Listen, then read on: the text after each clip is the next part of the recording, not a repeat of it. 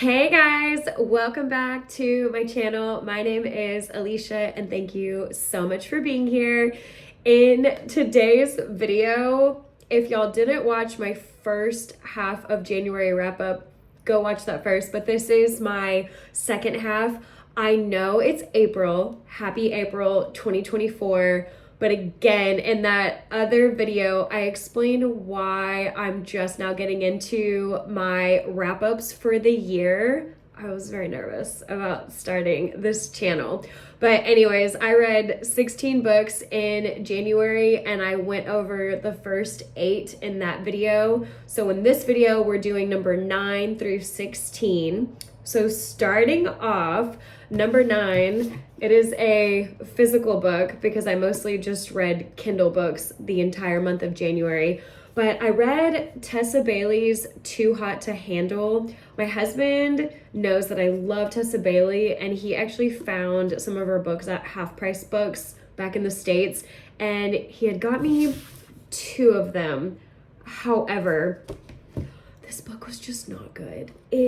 I won't be continuing the series. So, Too Hot to Handle, this is 336 pages. It came out in June of 2022, so relatively new, a year and a half old at the time that I read it. And I believe between Amazon and Goodreads, it has over 26,000 reviews, which that's incredible. But also, it's Tessa Bailey. She's very popular. She's one of my favorite authors. And it has between a 3.3 and a 3.7 star rating. This was a 2-star, maybe a 1-star book. I rated it 3. It is free on Kindle Unlimited if you're in the United States. So there's that. You don't have to buy the actual copy. You can get it for free on KU. But honestly, when he found these at Half Price Books, when I started reading this, I really thought Tessa Bailey wrote this 5 or 10 years ago. I really thought in my heart of hearts, because I love her so much and I read so many of her books, I really thought, oh, this is an older book. This is her newer work. This is her beginning author's writing. It was so bad. The writing was so bad. I feel like I'm whispering. It was awful. It was awful. I don't understand. I didn't even know that I was reading a Tessa Bailey book until we get to all the smut. That's the other thing. There's way too much smut in this book. It's a 4-part series. It's about 4 siblings. They all get their own books. It's called Romancing the Clarksons is the name of it. So in this first one, Too Hot to Handle, we are following along with the older sibling. Her name is Rita. Their mother has passed away, and Rita is a chef just like her mother, and Rita was given her mom's restaurant. And so the beginning of the book starts with Rita staring at the restaurant as it goes up in flames.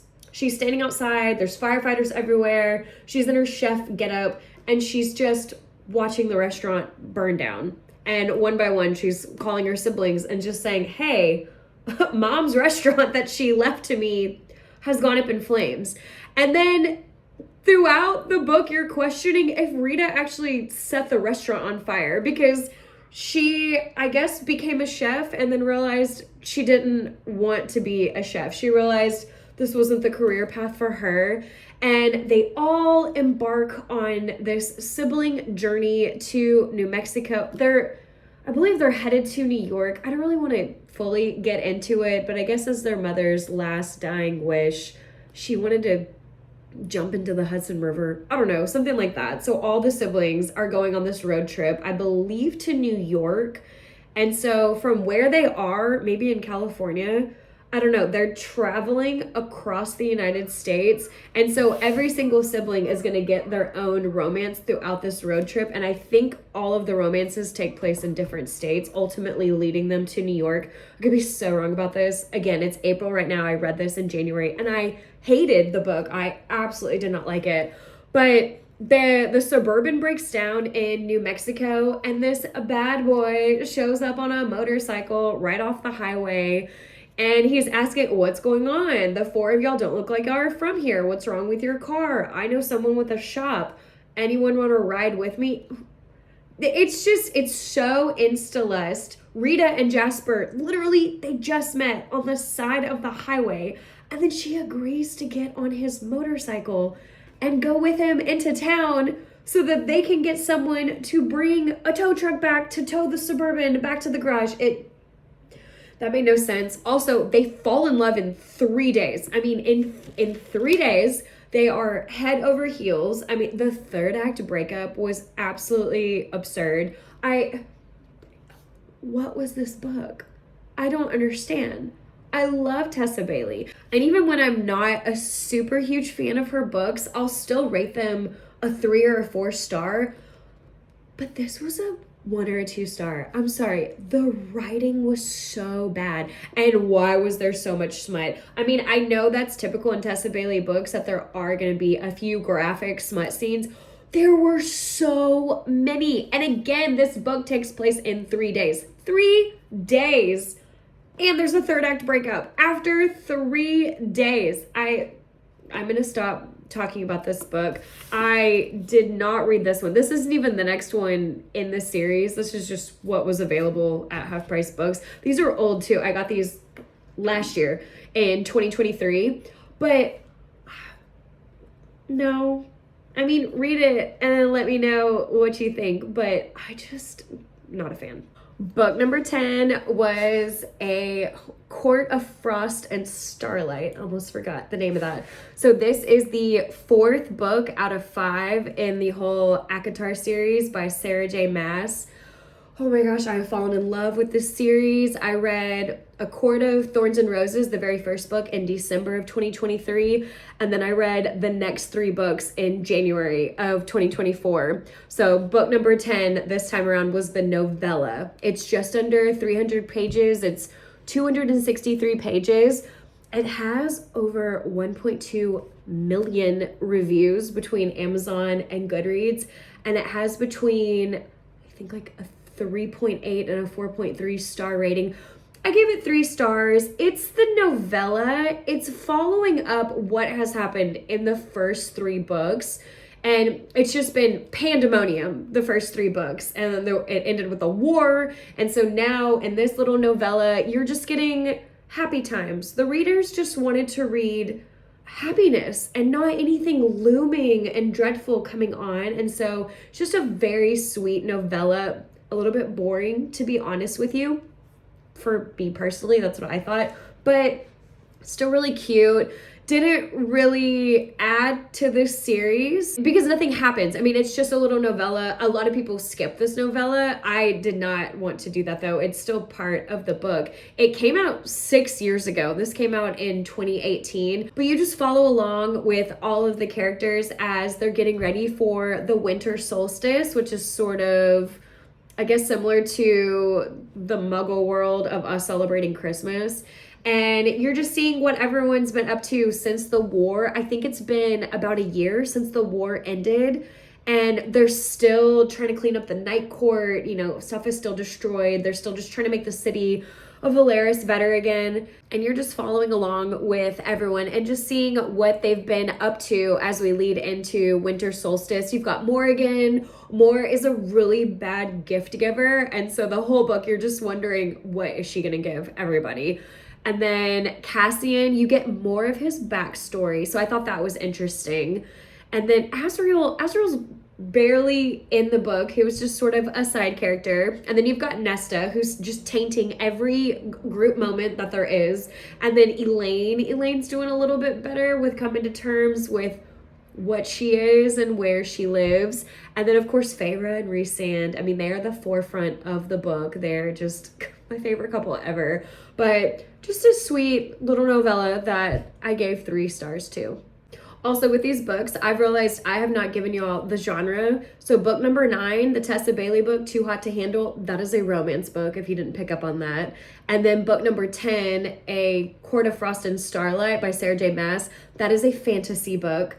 And then book number 11, this is a domestic thriller. This was Rock, Paper, Scissors by Alice Feeney. This was my first Alice Feeney book. This book is free on Kindle Unlimited if you're in the States, and it's relatively short. It's 313 pages. It just came out in September of 2021, and it has over 483,000 reviews between Amazon and Goodreads. And it has between a 3.9 and a 4.1 star rating. I gave it 4 stars. This book was so good. Up until the end, I wasn't a fan of what was like how it ended. One of the reveals, I was shocked. And then I don't know what happened after that, but leading up to it, y'all, sometimes it's about the journey and not so much the destination, because I still think that y'all should read it. It's so fast paced. I read this in a night, which that never happens. Oh my gosh, it's about a married couple named Adam and Amelia, and they're so awful to each other. Amelia wins a trip to some cabin or cottage up north or somewhere, and so they're taking this road trip to this place, and then when they get there, it's creepy and weird, and they're there to celebrate their wedding anniversary. And the synopsis said that it's 10 years of marriage, 10 years of secrets, and someone doesn't want them to have a happily ever after, something like that. I don't remember. But Amelia writes Adam a letter every year on their anniversary, but it's a letter that she doesn't let him see. And so we as the reader get to follow along on all these letters, and they're eye-opening. And the way that this couple is, they're so toxic with each other. I'll just give you one example. They are getting ready to go to this cabin cottage, and Adam has his phone. He puts his phone in the car. And then as they're driving, he can't find his phone. And Amelia gets frustrated because all he does is work, because he's a novelist. He wants to be the great next American novelist. And so he wants his phone, and he can't find it. And he knows he put it in the glove box.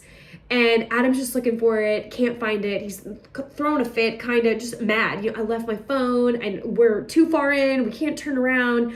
And secretly, Amelia, after she's done berating him, Amelia's telling us, the reader, that she knew that he put his phone in the glove box, and she put it back inside the house.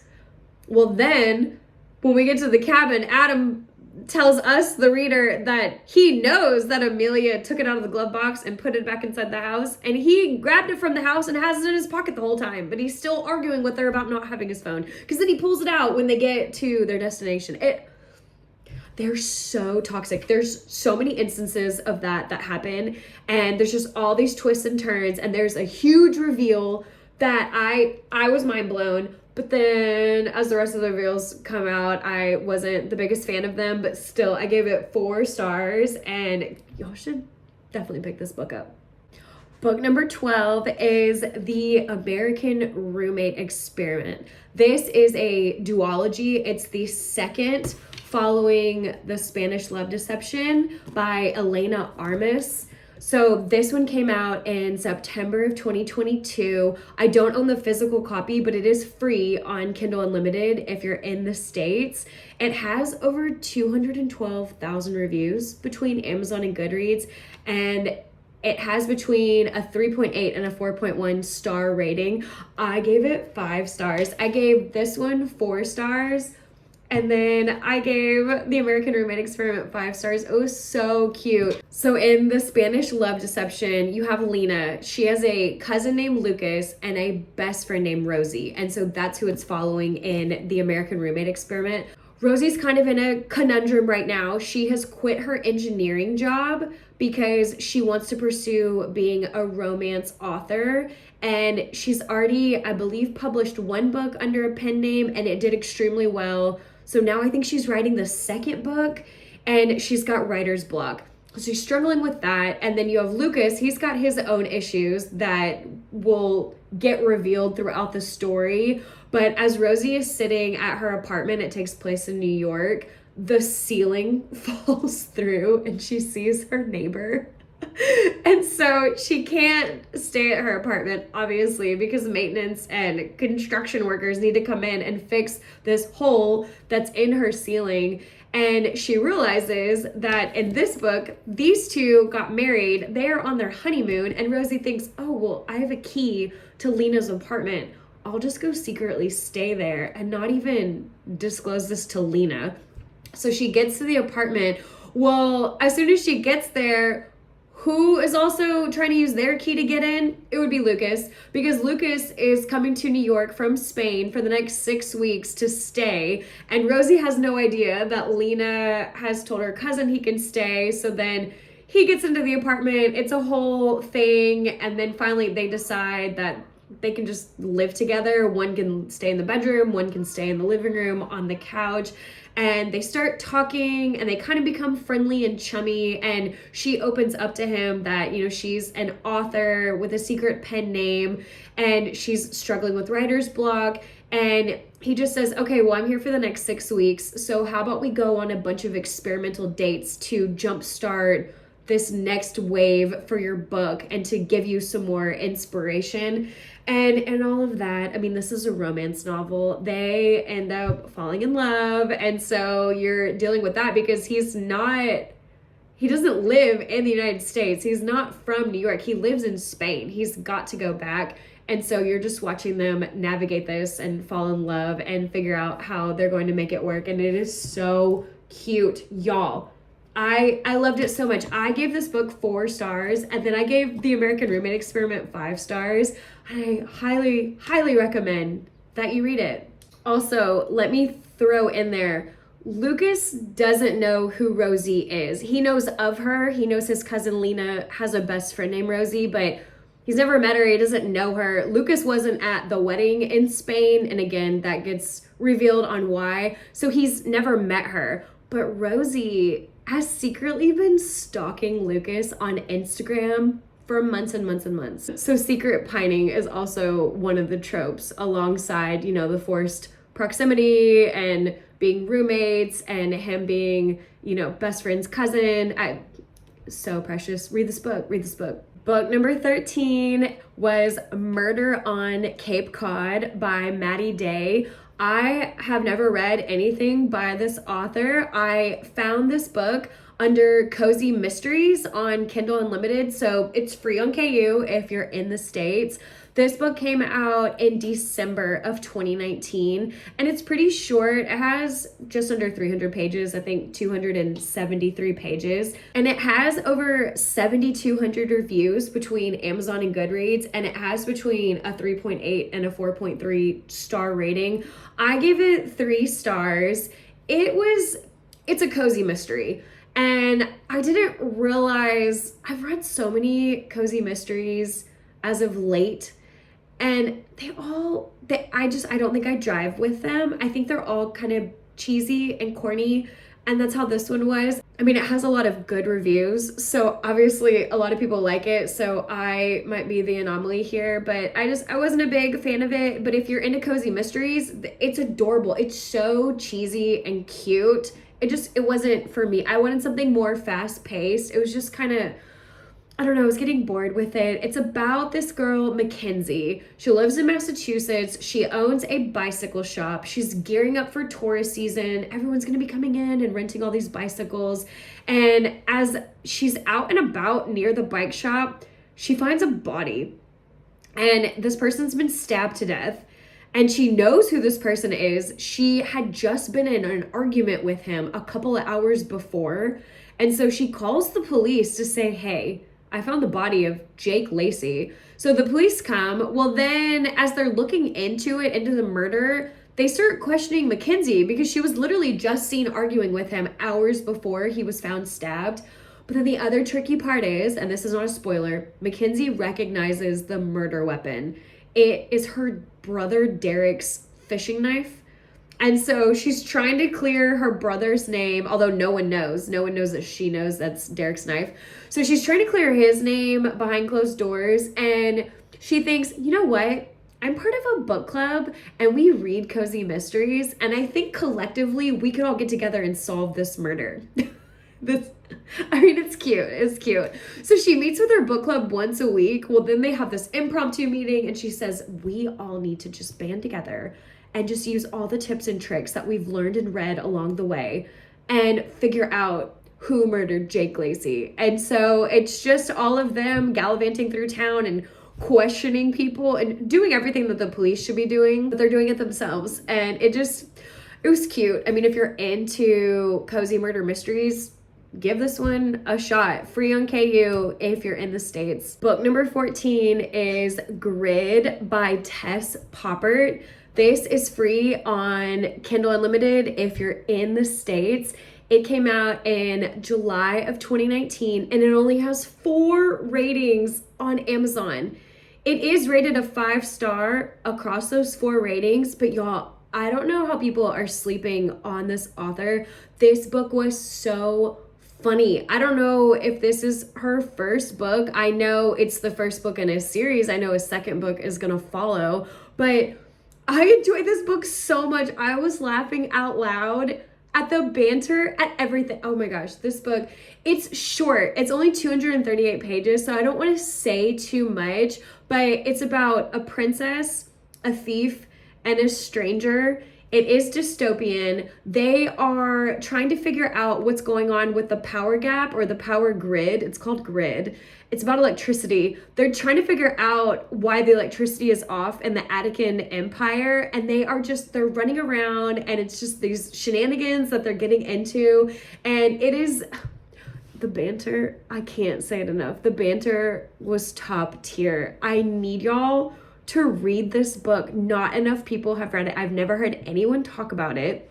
It was so funny. I know one of the examples that I'll give you, just this is quick, but the princess says to the thief, the princess says, go to hell. And then the thief says, can't. Hades has a restraining order against me. It is like that the whole book. Y'all, please read this book. Again, I don't want to say too much because it's so short, but I was laughing out loud the whole time. I read this book in one sitting. And again, I never do that. So that's 2 books this month in January of 2024 that I just finished it in a night. I started it and finished it. Please read this book. It was so good. 5 stars. 5 stars. Book number 15 was In the Likely Event by Rebecca Yarros. So she's the author, you'll probably heard of her, that wrote, I almost said Iron Flame. Yes, she wrote that book. Fourth Wing, the whole Fourth Wing series. I haven't read that book yet, but this one, In the Likely Event, this is free on Kindle Unlimited if you're in the States. It was so good, y'all. It was so good. So I read it in January of 2024. This had just come out in August of 2023. It has, I think, 338 pages, not very long. It has over 147,000 reviews though. Oh my gosh. And it has between a 4.2 and a 4.5 star rating across Amazon and Goodreads. Again, I gave this book 4 stars. This is a military romance between Izzy and Nate. So Izzy and Nate, they first meet on a plane. They are, I almost said seatmates. They're sitting right next to each other on a plane, and they kind of start talking, they start bantering, and she immediately off the bat is thinking, this is destiny. This guy, who is this person? And I don't want to say it's insta-love because they don't get together immediately, because as soon as the plane takes off, it crashes into the Missouri River. So it is they're so traumatized. Everyone's traumatized. He saves her along with a lot of other people. And then I think he's already in the military at this point. I think they're 18 or 19 when they meet and when this plane goes down. And then he goes on to do what he's doing in the military. She goes into politics. Well, she finds her way in Afghanistan where he is.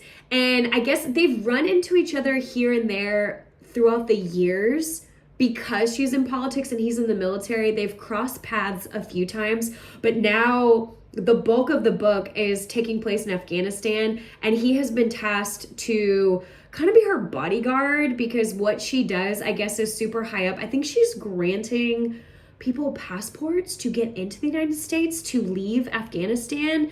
And then there's a whole side plot with her sister. Her sister is a journalist, an American journalist who gets trapped in Afghanistan and can't leave. This book was so good. She's a great author. Rebecca Yarros, I was so impressed. I do want to read Fourth Wing, but in the likely event, I was very much into this book. It just becomes very high stakes, and he'll do anything to save her life while also trying to get her heart, even though she's sort of with somebody else. There's a lot going on in this book. It's so good. Please read this book. Book number 16, the last book of this January 2024 wrap-up, is The Gift by Kate Anslinger. I had never heard of this book. It's a series. There's 7 books. This is the first one. This came out in January of 2017, and it's got 3,900 reviews between Amazon and Goodreads, and it's got between a 4.3 and a 4.4 star rating. I gave it 4 stars. It's free on Kindle Unlimited if you're in the United States. The premise is really cool. Her name is Grace. She is a police officer, and if she looks you in the eye, she can see some of the crimes. She sees clues. And so it can kind of get confusing when she looks you in the eye, because sometimes she doesn't know what she's seeing. Sometimes she sees a body. Who is it? Sometimes she just sees, a breathless man or a tormented woman. It's very interesting, her gift. And I love that she's become a police officer, because this gift happened when she was really little. Well, the story starts off with a mom and dad calling the police station because their teenage daughter's missing. So she goes over to the house, and we're thinking as the reader, oh my gosh, she's gonna look into the mom or dad's eyes and know what happened to the daughter. So she gets over there, she meets mom and dad. Nothing nefarious seems to be going on. She doesn't get any sort of visions, and she's thinking, oh my gosh, this is a missing children's case. Well, then I think she's 16, the teenage daughter walks in the door. She says, okay, I need to talk to her so that I can wrap up the case or close this case. I'll just ask her where she's been, what's going on, why she wasn't answering her phone. Well, the second she looks into the teenage girl's eyes, she sees a dead woman. It's a woman named Jenny Silva. She is a teacher, an art teacher, I think, at this girl's high school. This girl has murdered her teacher, and the cop can't say anything because no one's reported this teacher as missing. And this girl just claims that she had been at a friend's house the night before and just lost track of time, and her phone died, all the teenage things that we say. And Jenny goes back to the police station, and she's thinking, I need it to come out that this woman is missing. And then I need to then go look for her, because Grace just can't go out and start looking for this person who's not deemed as missing, but she knows this teacher is dead. And where is this teacher? What happened? How did this teenage girl kill her? So you kind of have to go backwards, because you never know what clues you're gonna get when she looks into someone's eyes, but she sees this deceased teacher. So it's so interesting. It's so good. I didn't really like the way that it ended, but leading up to it, so fast paced. Such a good book. Read it. But anyways, thank y'all for coming along on this journey as I wrap up January 2024. I know I'm doing this so late. I'm still going to wrap up February, March, and April. I'm going to hopefully get back on track quickly. But in between all these wrap-ups, I have reading vlogs. But anyways, thank y'all for coming along, and I will see y'all in my next video. Bye.